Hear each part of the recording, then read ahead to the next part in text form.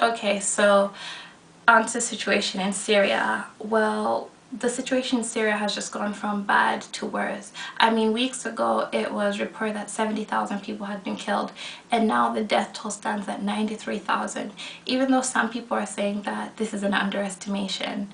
And I mean, things got worse when Iran and Hezbollah joined the fray. They have been supplying military aid to the Syrian regime, making them so much better equipped to deal with battle than the rebels. And you know, Iran and Hezbollah, they're Shia and they're going to support the Syrian regime because the Syrian regime is opposing a Sunni majority. And so this kind of sectarian divisions occurring within Syria have now spilled into Iran and spilled into Lebanon, and we're seeing this materialized by the fact that now Iran and Hezbollah are helping the Syrians. It's very interesting that a couple of weeks ago, I'm not sure if you remember, but even I had mentioned that it had been discovered that chemical warfare had been employed in the battle in Syria. And I don't know if you remember this as well, but America was kind of like, well, this was weeks before, they had stated that the only way they would get involved in the situation in Syria was if chemical warfare had been employed. And even after details and reports of this chemical warfare, America was still like, well, we can't really be sure, we can't trust the sources of this. For us, we're gonna say we're not too sure about this, so we're still not gonna do anything, we're still gonna keep out of the situation. But now, for some reason, America has come up with a report stating that chemical warfare, actually sarin gas, had been used by the Syrian regime to fight the rebels, and as a result of this, hundreds of people could have died. And so on the back of this report that America has procured for itself, it's now joined into the fray. America has now said that it too is going to start supplying military aid to the situation in Syria. It's going to be supplying the rebels.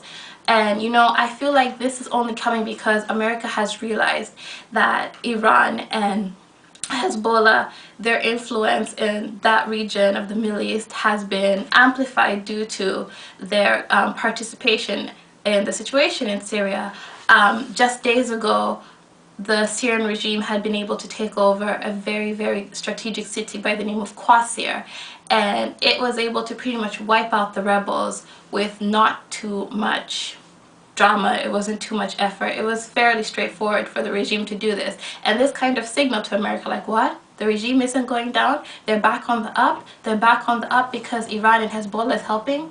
Oh my goodness, are you telling me that Iran and Hezbollah will have even more influence in the Middle East? We have to do something about it. Let's send our people in. And we'll tell them that we're sending the people in because now we're sure chemical warfare has come in. And I can understand, I can understand why. Oh no, let me put it like this. I feel like it is necessary for the rebels to be a bit more equipped in this situation because really they cannot compete with the firepower that Iran and Hezbollah is able to bring to the table. But at the same time, we don't really need this because it's just like now we have heavy weaponry coming from Iran and Hezbollah, and then the Americans are gonna bring in their big guns as well. And who's going to say the UK won't follow? Because you know they always follow wherever America goes. And who's going to say France won't follow? And then you're just going to have this mass, just so much fighting and war in Syria, and these people don't deserve it. All they wanted was to have better leadership. All they wanted was a better president, and now you're having so many nations fighting on their land, on their soil.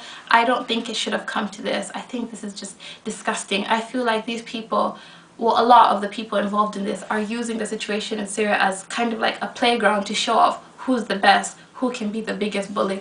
It's wrong. I feel that instead of, well, yes, I have to agree that the rebels do need to have military aid given to them, but I feel like it's also time to kind of press on with negotiation. It's time to look at where this could be heading, because this is not heading anywhere pretty. And it's time to say, you know what, this is going to end badly. This is going to end in blood and innocent lives being lost. Let's try to take this to the negotiating table, and hopefully they can look at the scale of the destruction they're going to cause and think maybe we should back away and find another way to do this.